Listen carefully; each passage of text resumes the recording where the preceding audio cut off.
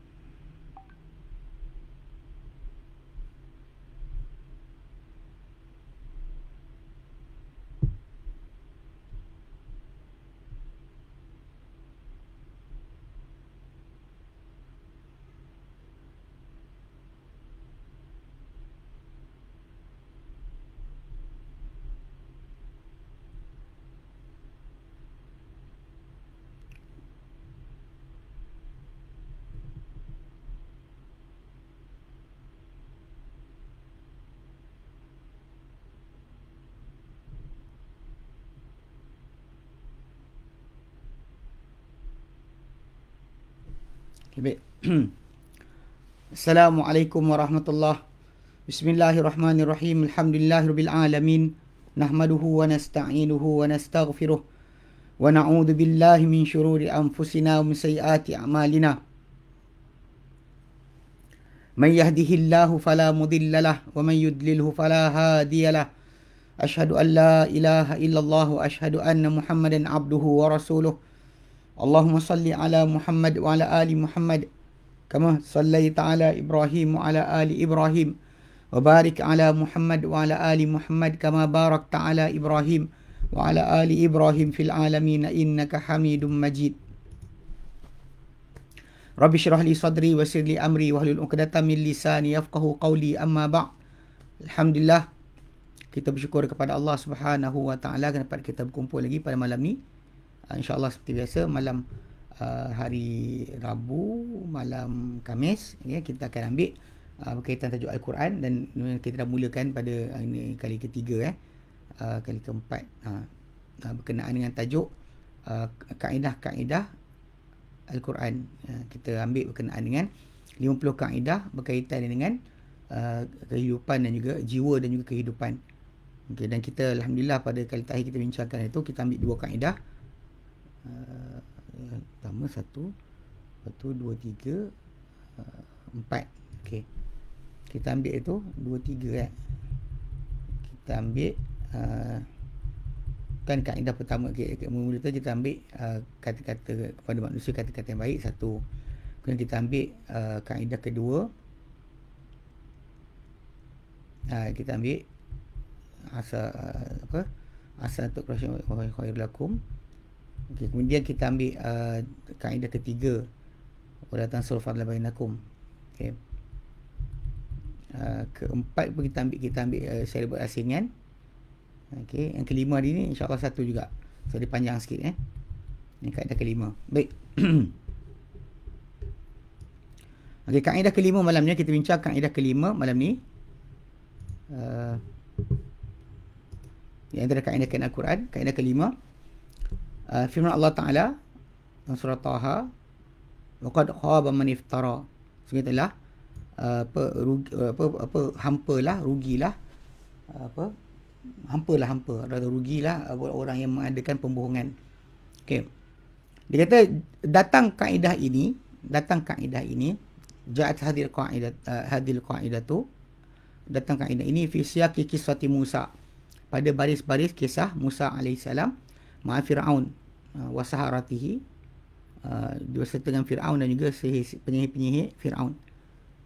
Kama qala ta'ala, soal firman dalam Quran dan surah Taha ayat 56 ayat 56 sampai 62. Allah Ta'ala intikan, a'udzubillahi minasyaitanir rajim. Kata Musa alaihissalam bila Fir'aun ajak lawan sihir, lawan dengan sihir Fir'aun, maka Musa jawab, qala maw'idukum yaumuz zinati wa an yuhsyaran nasu duha. Dan perjanjian kamu, masa janji kamu, pertemuan kamu adalah hari perhiasan, hari keraiyaan, hari pesta, dan hendaklah dikumpulkan manusia ketika waktu duha. Fatawalla Fir'aun fajama'a kaidahu thumma ata. Lalu telah berpaling Fir'aun dan juga dihimpunkan dia punya perancangan, dan dia datang semula. Qala lahum Musa wailakum la taftaru 'ala Allahi kadhiba fayushitakum bi'adzab. Lalu berkata kepada mereka Musa alaihissalam, apa celakalah kamu semua, kan wailakum, apa hal kamu, la taftaru 'ala Allahi kadhiba. Janganlah kalian mengada-adakan ke atas Allah Taala pembohongan. Fayushitakum bi'adzab, maka Allah Taala akan kenakan kamu, rasakan kamu dengan azab. Ya. Waqad khaba man iftara, sungguh telah rugilah orang yang mengadakan pembohongan, hampalah orang yang mengadakan penipuan. Fatanaza'u amrahum bainahum wa asarrun najwa. Lalu mereka telah berlingkah di antara mereka akan urusan mereka, namun mereka sembunyikan akan bisikan. Maksudnya diorang tahu Musa AS punya kedudukan, tapi mereka berpakat juga. Okay. Al-iftira, kalimat iftira yutlaqu ala ma'anin, dituturkan kepada beberapa makna. Minha, di antaranya al-kadhbu, di antaranya adalah pembohongan. Wasyirku, al-iftira juga maksud dia kesyirikan, digunakan dalam Quran. Wa dhulmu, dan kezaliman. Dan telah datang Quran Karim dengan makna ketiga-tiga makna ini. Ketiga-tiga makna ini Quran datang. Wa kulluha taduru 'alal fasadi wal ifsad. Semuanya berkaitan tentang tajuk perosakan, kerosakan dan perosakan. Kerosakan dan perosakan. Fasada, fasad, kerosakan. Ifsad, merosakkan. Okey. Berkata Ibn Qayyim Al-Jauziyah rahimahullah, menegaskan akan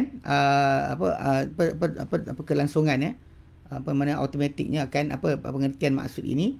Dia kata apa? Waqad damina subhanahu, telah menjamin dia subhanahu annahu la budda, bahawa dia tidak boleh tidak pasti akan yukhayyiba ahlul iftira. Dia Allah Taala akan menghampakan, akan menghampakan orang-orang yang mengadakan pembohongan. Wala yahdihim, dia tak akan beri hidayah pada mereka. Wa annahu yushituhum bi'adzabihi, dan dia akan mengenakan mereka dengan azabnya. Kalimah tepat dia.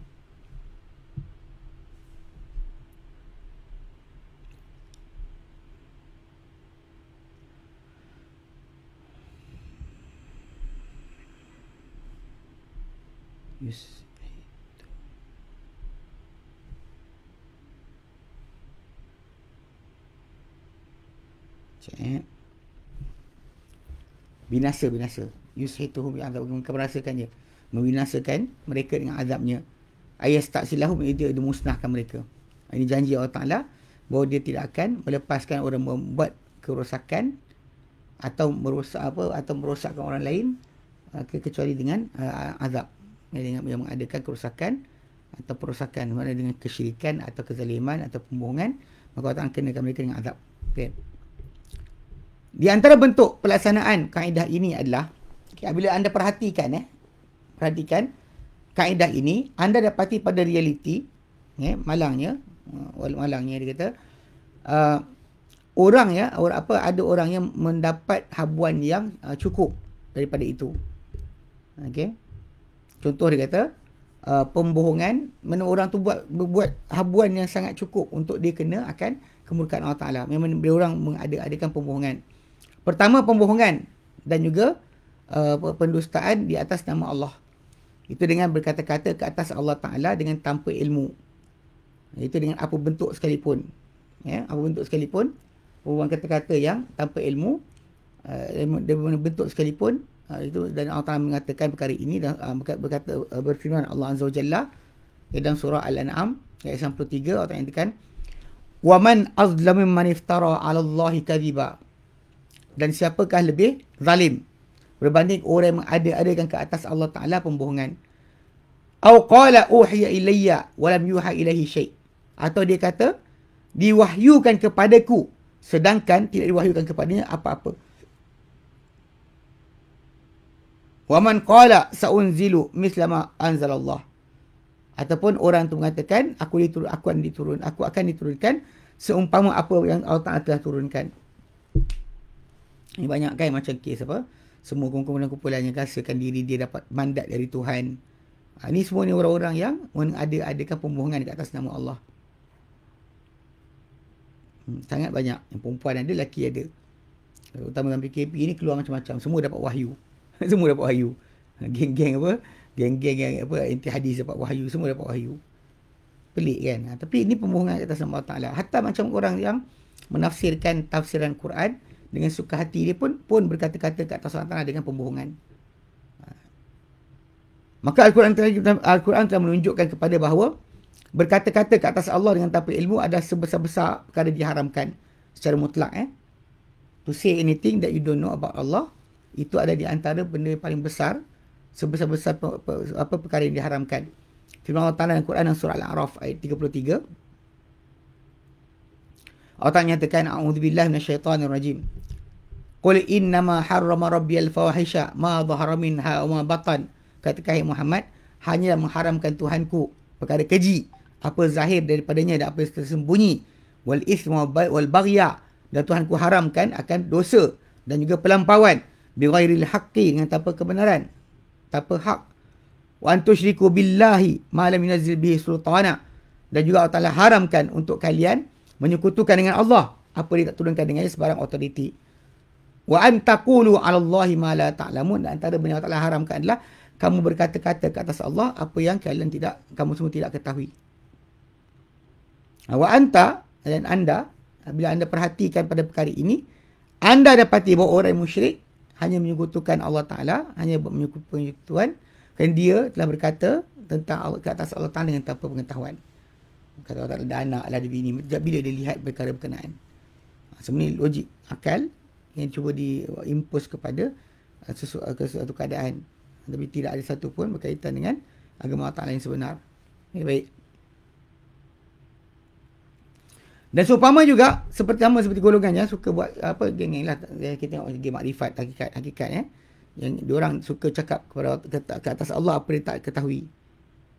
Sebab ada orang tu mengaku Allah lantik dia lah, Allah perintahkan dia untuk menyampaikan agama lah, kan, Allah tak suruh betulkan keadaan lah, semua ada. Okay, itu satu bentuk. Wa mithluhu, dan contoh seumpama dia juga adalah orang yang menghalalkan yang haram, ataupun mengharamkan yang halal. Sebenarnya Allah Ta'ala ceritakan dalam Quran mengenai sebahagian pendeta dan juga rahib Bani Israel, yang mereka menghalalkan yang haram, haramkan yang halal. Okay. Contoh dalam surah Taubah lah, bila Allah Ta'ala tegur, disebutkan berkenaan perkara perangai mereka, ayat 41 ayat 3 ayat 41 surah Taubah. Bila Allah Ta'ala kata berkenaan dengan orang-orang manusia yang mengambil pendeta dan rahib sebagai Tuhan-Tuhan.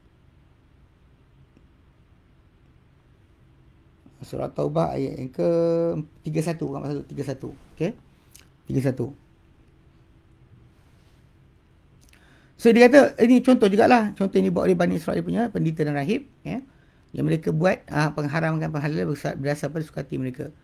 Dan termasuk dalam perkara ini dalamnya orang yang memberi fatwa dengan tanpa ilmu.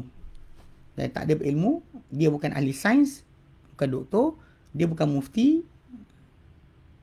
Dia nak keluarkan juga fatwa tentang haram dan halal. Contoh terutama macam mutakhir ni berkenaan dengan cara perawatan pesakit di hospital. Dia bukan doktor, dia bukan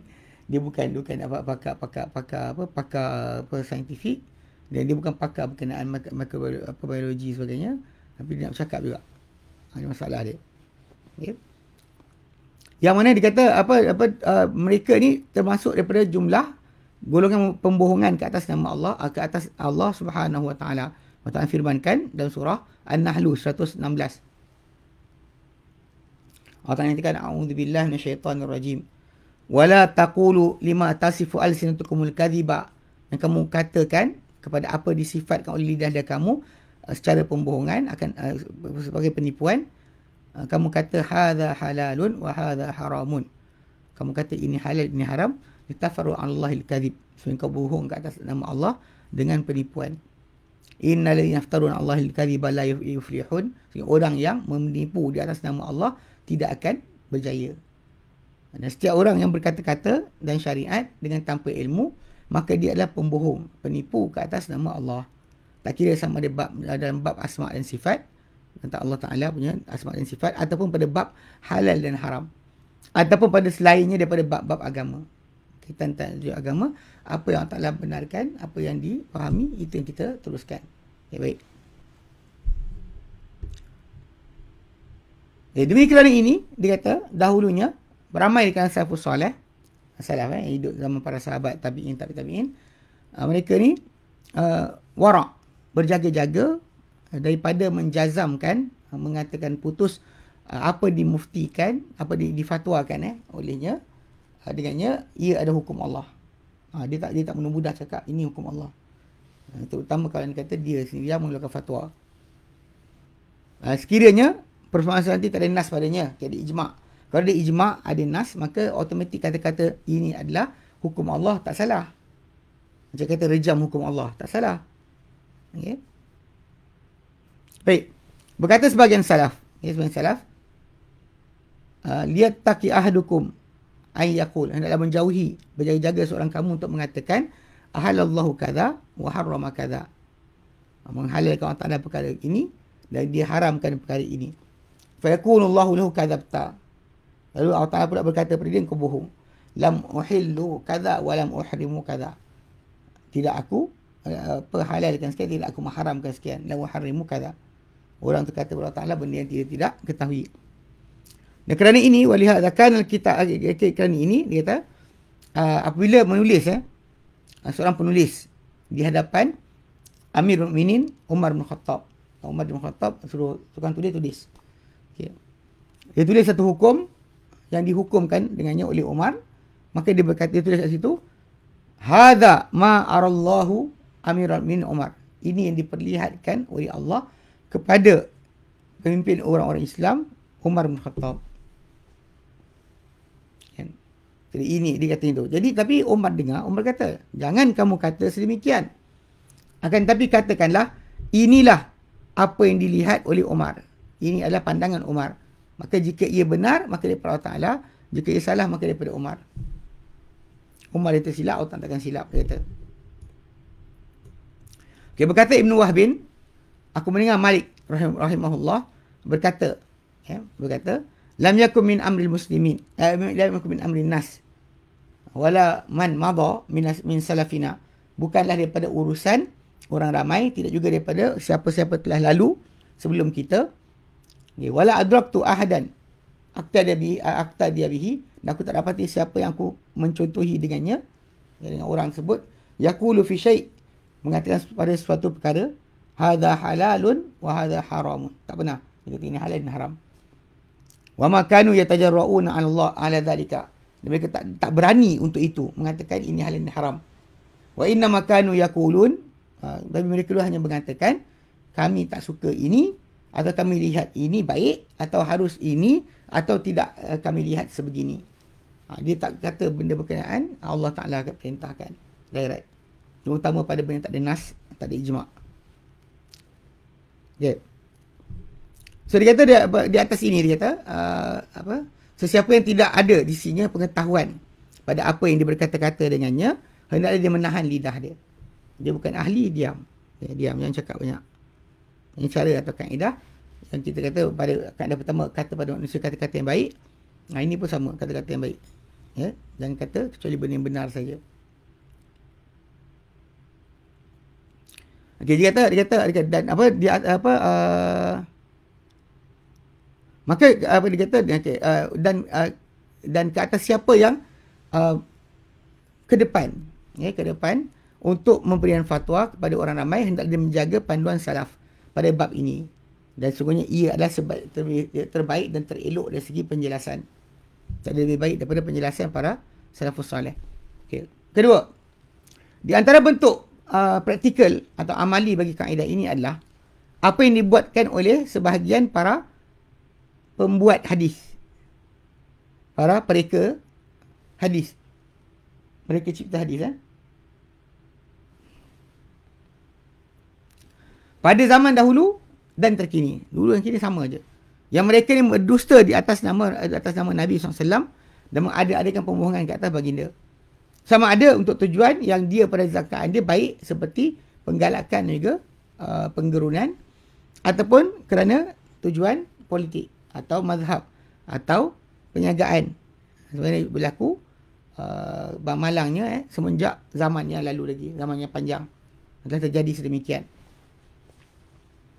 Ini tu gambaran bila orang tu buat fabricated hadis, ada kononnya untuk itu, kononnya untuk maslahah, kononnya untuk ajak orang ramai kembali pada Tuhan, apa, semua sekali alasan semata-mata yang tak ada kaitan pun dengan Allah dan Rasulnya. Baik.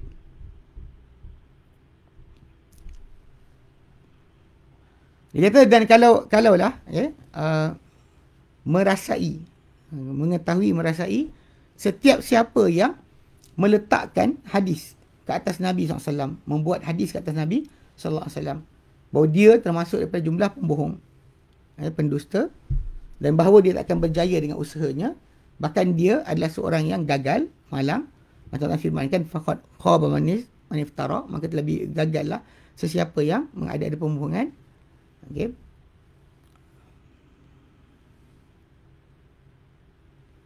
Kalau diorang sedar, lar'awa katsirun min haula'i an ghayrihim, pasti akan terpandu terarah sesiapa ramai di kalangan mereka ini daripada kesesatannya. Okey. Dan tidak bermanfaat untuk dia apa disangkakan sebagai tujuan yang baik. Macam didakwa sebahagian golongan pembuat hadis palsu, dia kata kedudukan syariat ni adalah agung dan bahagian sisinya terlindung dan dihormati. Okay. Dan apa yang paling sempurna, agama Allah Taala adalah sempurna. Maka tak perlu kepada cerita ataupun hadis yang palsu yang direka-reka. Okey. Dan ia bukan syariat, yang dibina di atas, dia kata tidaklah syariat itu dibina di atas pembohongan. Dan ke atas siapa? Ke atas Rasulullah, kan, pembohongan dibuat sallallahu alaihi wasallam ke atas Nabi sallallahu alaihi wasallam. Itu benda yang tak patut berlaku lah, tapi ini yang disesali. Jadi antara yang disesali juga adalah dilihat untuk orang yang bawakan hadis palsu ni, yang dustakan, zaman kita sekarang ni ada tukang penyebar dia melalui perantara internet ataupun MMS dan SMS sebagainya. Maka hendaklah menjauhi seorang hamba, hendaklah bertakwa seorang hamba akan Tuhannya, dan jangan disebarkan sesuatu pun yang disembah kepada agama, kepada Nabi SAW, sehinggalah dia pastikan kesahihannya di sisi Nabi, di sisi Nabi.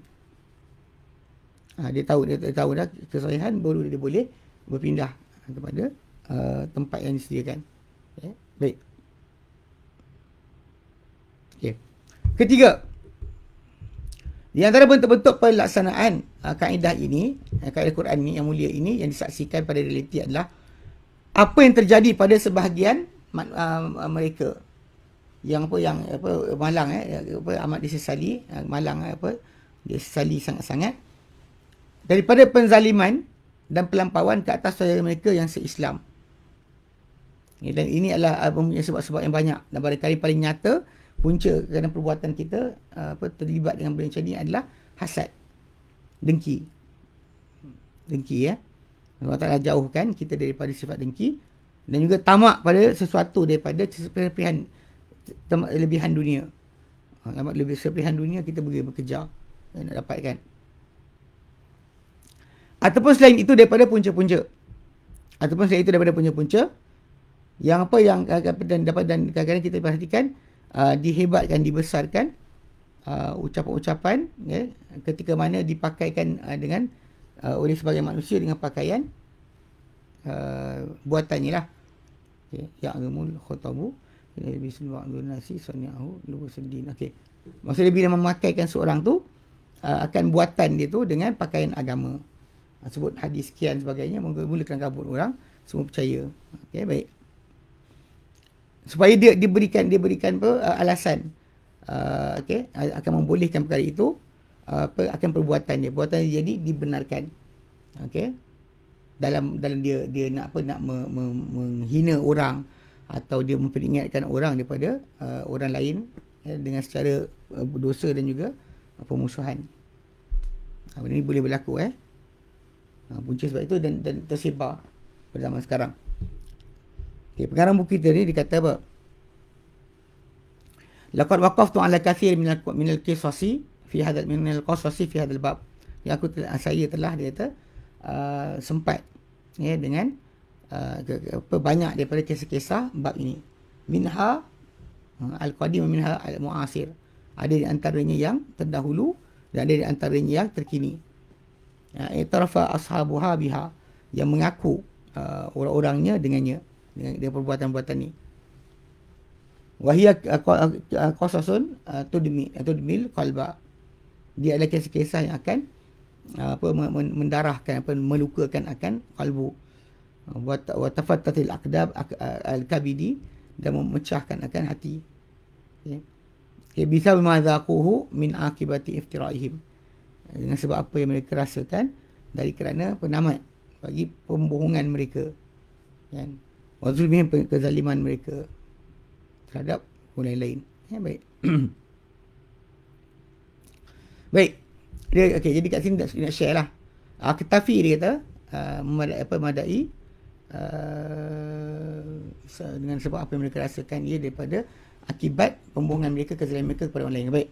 Saya mencukupi memadai di sini, okay, daripada yang banyak tu, tiga salah satu mawaqif, salah satu salah satu mawaqifah. Okay. Saya memadai dengan pada itu dengan tiga kisah, tiga pendirian saja. La'alla fi dhikriha aizatun wa ibratun, moga dalam penceritaannya ada bimbingan dan juga ada panduan. Okay, ada panduan. Okay, baik. Pertama, dia kata lama jalasal mutawakkilu al-khalifatul abbasi, bila datang duduk al-mutawakkil khalifah Abbasiyah, dakhala alaihi Abdul Aziz bin Yahya al-Kanani, faqala ya al-mu'minin, maka dia kata wahai mu'minin. Dia kat sini al-Mu'tasim, Ma'mun, Mu'tasim, Wathiq. Ni Mutawakkil lepas tu. Kan tiga yang pertama sebelum Mutawakkil ni adalah berfaham Mu'tazilah, dan ketika itu dibunuh, diseksa, bahkan diancam diancam semua yang tak berfahaman Mu'tazilah pada tiga era tersebut, tiga khalifah berkenaan. Imam Ahmad bin Hanbal dipenjarakan dan sebagainya. Okey. Tapi Imam Ahmad tidak berganjak. Okey, baik. Cuma Mutawakkil datang kemudian. So dia kata kat sini, dia kata telah masuk kepada Mutawakkil Abdul Aziz bin Yahya al-Kanani, faqala, maka dia kata, ya Amirul Mukminin, wahai Amirul Mukminin, wahai pemimpin orang beriman, ma ru'ya ajabu min amril wasiqi. Ma ru'ya tidak dilihat kutila, tidak dilihat ru'ya, tidak dilihat lebih ajaib daripada urusan al-wasiq. Qatala Ahmad bin Nas, dia kata dia telah bunuh Ahmad bin Nas. Wa kana lisanuhu yaqra'ul Qur'ana ila an dufina, dan mulut Ahmad bin Nas ni dia membaca Al-Quran, okay, sehinggalah dia ditanam, masih lagi baca Quran. Okay, jadi perawi kata qala fawajadtul mutawakkil min dha, fawajada mutawakkilu min dhalika, maka mutawakkil dapat berasa perasaan sedikit dalam jiwa dia, rasa bersalah. Okey. Wasa'ahu ma sami'ahu min akhihi, dan dia rasa teruk apa dia dengar daripada saudara dia. Baik. Idakhala alaihi Muhammad bin Abdul Malik, dan tatkala masuk pada dia, berjumpa dengan dia Muhammad bin Abdul Malik Az-Zayyat, faqala lahu ya ibn Abdul Malik, lalu dia kata pada Yahya bin Muhammad bin Abdul Malik, dia kata fi qalbi min qatli Ahmad bin Nasr, mana wahai ibn Abdul Malik, dalam hati aku terasa sesuatu dari kerana pembunuhan Ahmad bin Nasr. Bin Nasr ni dia adalah imam yang sama dengan dengan Ahmad bin Hanbal, terusir kerana tidak mengatakan Quran makhluk. So, jadi bila Al-Mutawakkil ni dengar kisah tu, dia pun rasa bersalah. Lalu dia pun tanya dengan jumpa dengan Muhammad bin Abdul Malik Az-Zayyad. Ini orang Mu'tazilah. Okey. Dia bagi tahu pendapat dia, apa dia lihat. Maka faqala, maka Muhammad bin Yahya Muhammad bin okey. Dia kata dia mula dia pun yang tegur dia kan Abdul Aziz bin Yahya Al-Kinani. Okey, jadi dia jumpa Muhammad bin Abdul Malik Az-Zayyad, tanya tentang perasaan dia rasa bersalah tu. Okey, faqala, maka berkata Muhammad bin Abdul Malik bin Az-Zayyad, dia kata apa? Dia kata, ya Amirul Mukminin, wahai apa ketua orang beriman, dia kata, ahrakanillahu bin nar. Allah Ta'ala pasti bakar aku dengan api. Ya. In qatalahu Amirul Mukminin al-wathiqu illa kafira. Jika membunuhnya pembunuh Ahmad bin Nasr tu, Amirul Mukminin itu ketika itu wasik lah, yang ketiga sebelum dia. Kalau dikata semoga Allah bakar aku dengan api jika membunuhnya Amirul Mukminin itu wasik Amirul Mukminin wasik tu, bunuh dia dengan kalau bukan kafir, semoga Allah bakar aku dengan api. Dia convincekan cakap yang tu. Okay, kemudian dia kata qala wa dakhala alaihi Harsamah. Ni pun Mu'tazilah juga, sama macam Muhammad bin Abdul Malik Az-Zayyad tu. Dia kata Harsamah fi qalbi min qatli Ahmad bin Nasr. Dan hati aku ada perasaan tak sedap tentang pembunuhan Ahmad bin Nasr. Faqala, maka berkata Harsamah, ya Amirul Mukminin, wahai pemimpin orang beriman, dia kata qatta'anillahu irban irba. SWT putuskan aku, potongkan aku seanggota demi seanggota. In qatalahu al-Amirul Mukminin wal wasik illa kafira. Jika membunuh Amirul Mukminin al-Wasik, membunuh akan Ahmad bin Nasr. Jika bunuh kerana selain Allah Ta'ala, apa dia kata, bukan kerana kafir. Kalau bukan kerana kafir, biar Allah Ta'ala jadikan aku ni terpotong tangan kaki aku, dia kata. Kemudian qala, berkata lagi perawi, fadakhala alaihi Ahmad bin Abi Du'ad. Ini antara ketua lah, Ibn Abi Du'ad ni antara ketua kepada Mu'tazilah ketika tu. Dia kata apa? Dia cakaplah pada Ibn Abi Du'ad, dia kata dakhala alayya, telah termasuk pada aku. Dia kata qala dakhala alaihi Ahmad, dia kata Ahmad bin Abi Du'ad, masuk menyemui pula pemimpin khalifah Mutawakkil. Qala, maka berkatalah Al-Mutawakkil, ya Ahmad, wahai Ahmad, fi qalbi min qatli Ahmad bin Nasr. Dia kata, wahai Ahmad, dalam kalbu aku ni ada perasaan tentang pembunuhan Ahmad bin Nasr. Faqala, maka berkata Ahmad bin Abi Du'ad. Ahmad bin Abi Du'ad. Dia kata, ya Amirul Mukminin, wahai pemimpin orang beriman, darabanillahu bil falij. So Allah Ta'ala kenakan aku kelumpuhan. In qatalahu Amirul Mukminin wasik illa kafira. Jika membunuhnya pemimpin orang beriman al-wasik, ya,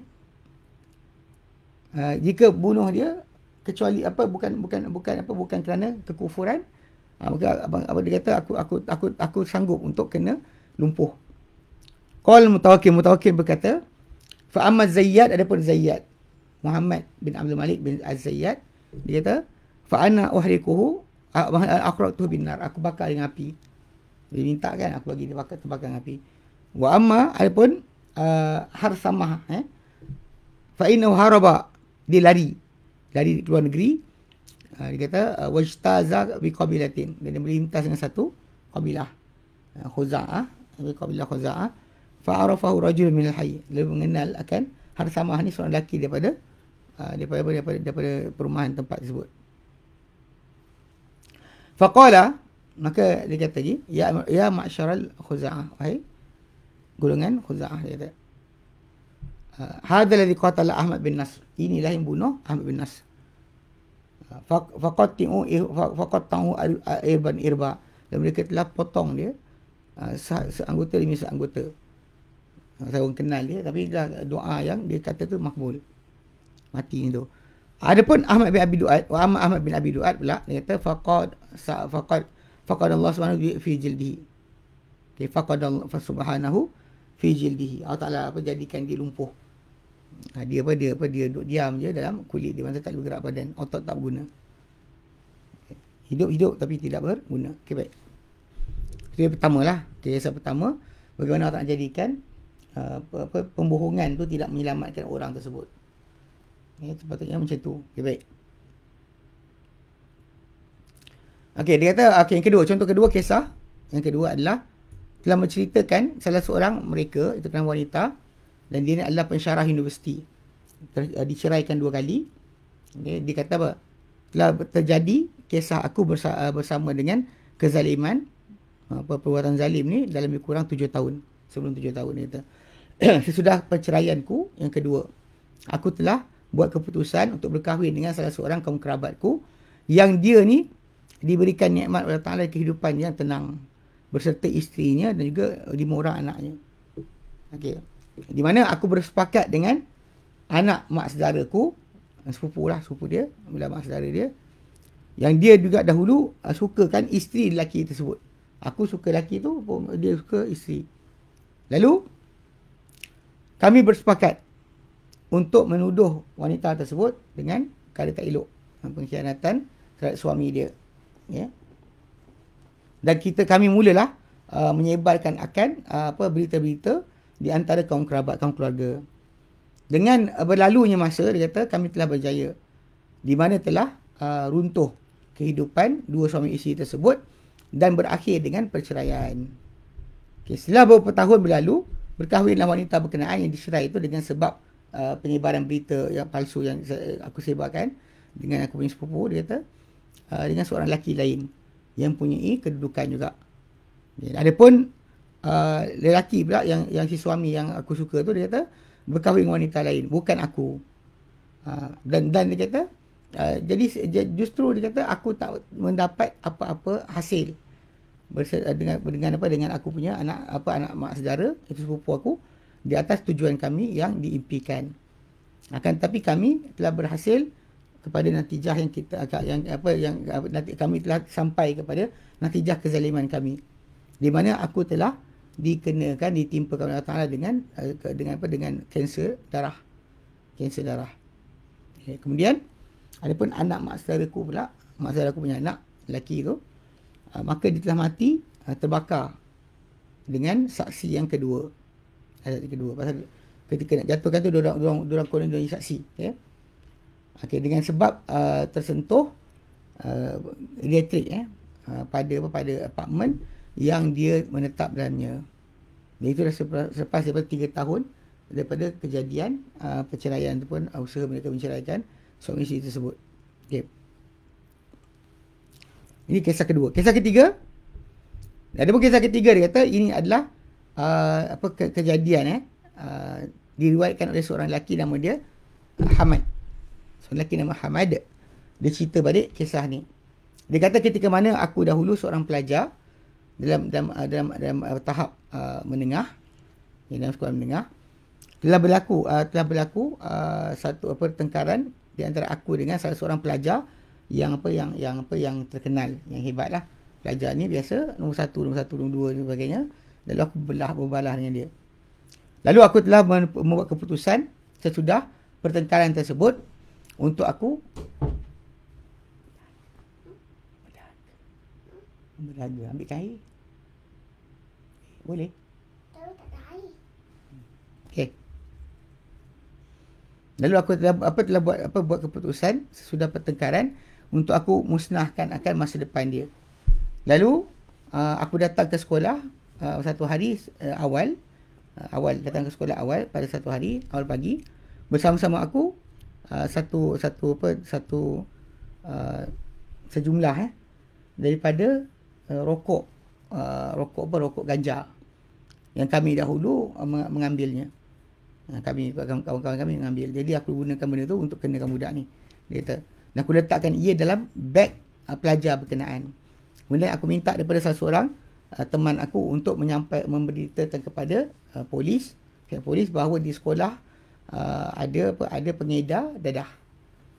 Dan benar-benar dia kata telah sempurna dia punya langkah-langkah ataupun perancangan dengan berjaya. Dan kami adalah saksi yang menggunakan dadah tersebut. Kemudian kami lah yang ambil early daripada dia. Berkata Hamad, ni lelaki nama Hamad ni, dan semenjak daripada hari berkenaan aku, dia kata, mengalami dengan natijah mengalami musibah kezaliman, natijah hasil daripada penganiayaan aku buat dengan tanganku sendiri, dia kata. Maka dia kata sebelum 2 tahun aku telah ditimpa dengan kemalangan kenderaan. Lalu aku telah kehilangan dengan sebab kemalangan tersebut kedua-dua tanganku yang aku kehilangan dengan sebabnya tanganku yang kanan, satu tangan dia dah cacat. Dan aku telah pergi kepada pelajar berkenaan ke rumahnya menuntut atau meminta daripadanya kemaafan. Akan tetapi dia menolak kerana aku menyebabkan dia diburukkan namanya di antara kaum kerabatnya, sehingga dia jadi seorang yang terbuang daripada semua orang. Dan dia beritahu aku bahawa dia telah berdoa ke atas aku setiap malam. Kerana dia telah rugi atau kehilangan semua benda dengan sebab keburukannya aku buat. Okey, baik. Memang dia minta kan. Okey, dia kata dia minta setiap malam kerana dia telah rugi segala benda dengan sebab pendedahan ataupun keaiban tersebut. Dan oleh kerana doa seorang yang dianiaya tiada di antara yang Allah Ta'ala sebarang hijab, maka Allah Ta'ala telah menyahut doanya. Dan maka dia tengok aku sekarang, dia kata ditambah kepada dua tanganku ni dah hilang, kepada tanganku yang hilang. Okay, dia kata aku telah ditimpa, aku telah jadi terduduk di atas kursi roda, kursi roda atau kursi elektrik. Dia kata hasil daripada peristiwa tersebut. Okey, dan dia aku dengan keadaan aku hidup dalam keadaan teruk ni tadi, aku takut mati, dia kata, kerana aku bimbang hukuman Tuhan sekalian alam. Ni hukuman yang dia kena sekarang ni kira sikit. Hukuman di sisi Allah Ta'ala ada banyak lagi. Ni berita ni atau kisah ni diceritakan, disebarkan kisah ni atau disiarkan dalam kisah-kisah dia kata hubungan di antara, dia kata dalam kata-kata tulisan oleh penulis Muhammad bin Abdullah Al-Mansur dengan tajuk Risalah Bila Unwan, surat tanpa alamat. Ya. Dalam akhbar harian elektronik bilangan 11,854 hari Isnin, ya, dan bersamaan dengan 28 hari bulan 11 2005. Ya, baik, ini kisah yang diceritakan oleh mereka. Okey.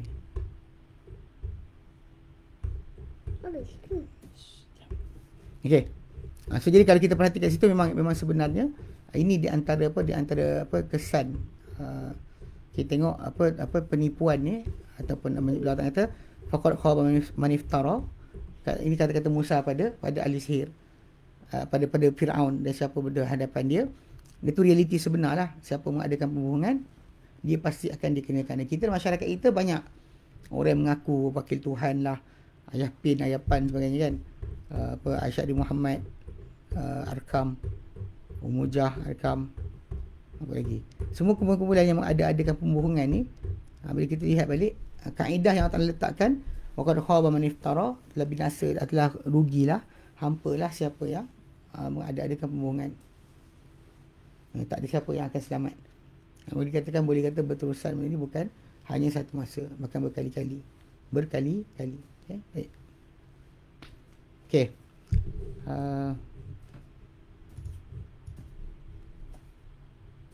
Okay, wallahu alam. Okay, ada soalan? Sebentar dah habis kan. Saya tak nak lompat banyak sangat kaedah. Kebanyakan kaedah sangat, nanti takut kita tak boleh nak hadamkan semua sekali. Kaedah-kaedah sangat penting kan. Kita kata bila kita buat benda salah, maka hasil keburukan kesalahan tadi akan sentiasa kembali pada kita. Kita akan rugi. Sebab tu tak rugi kita berlaku benar. Macam Nabi kata dalam hadis yang sahih, alaikum bisidqi. Hendaklah kamu berlaku benar. Fa inna sidqa yahdi ilal bir. Kerana kebaikan kebenaran itu bawa kepada kebaikan. Wa innal birra, dan kebaikan itu yahdi ilal jannah. Dan kebaikan itu baik pada bawa syurga. Mana kebenaran bawa pada kebaikan, kebaikan bawa pada syurga. Wa innar rajula, dan seorang lelaki itu la yasduqu, pasti berlaku benar. Wa yataharra sidqa, dan bersungguh-sungguh benar. Hatta yuktabu indallah siddiqan, sampai tertulis di sisi Allah Ta'ala sebagai seorang yang benar, seorang yang siddiq. Wa innar rajula, seorang lelaki itu kalau dia benar ditulis isi sebagai siddiq. Wa innar rajula la yakdzibu, pasti berlaku bohong. Wa yataharra al-kadhiba, dan bersungguh berbohong. Hatta yuktabu indallah, sampai tulis Allah Ta'ala kadzab, dia sebagai kadzab. Ini di antara benda-benda yang memang menjadi panggil asas. Kalau kita tengok sejarah, macam itulah keadaan. Yang tak ada balik kepada mereka dan kebaikan. Tak kira pemimpin atau rakyat, orang biasa, semua akan mengalami nasib yang sama. Sebab tu bila seorang manusia tu nak buat pembohongan, nak buat penipuan, dia kena fikirkan konsekuensi penipuan yang dia buat tadi. Takkan datang buruknya kepada orang yang kena perbuatan dia. Bahkan sebenarnya dia sendiri akan mengalami kesan buruk perbuatan tersebut. Dia bukan orang lain, dia sendiri yang akan alami perbuatan buruk tersebut, bukan orang lain. Sebab tu kalau dia bijak, dia akan pastikan bahawa segala pergerakan dia, tindakan dia, amalan yang dia buat mesti terjaga daripada segi kebenaran. Tak ada penganiayaan, tak ada pembohongan. Sebab iftira' Allah dia telah hampa dah siapa yang mengadakan pembohongan. Okey, baik. Ada soalan apa? Sementara kita tunggu nak ni kan. Ada soalan?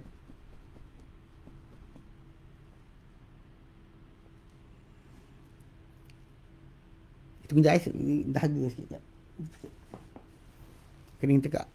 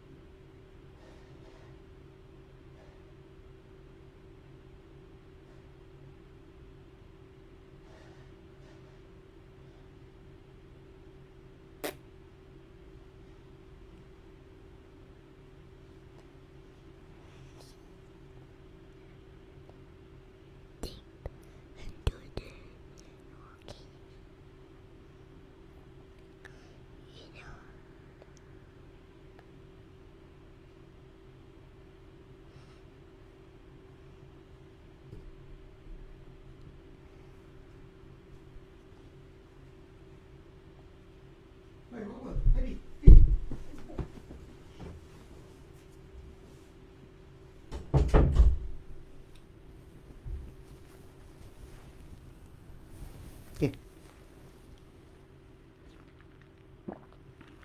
Okey, soalan apa? Kaitan dengan kita punya lah. Awak buat apa tu? Cari. Ngantuk.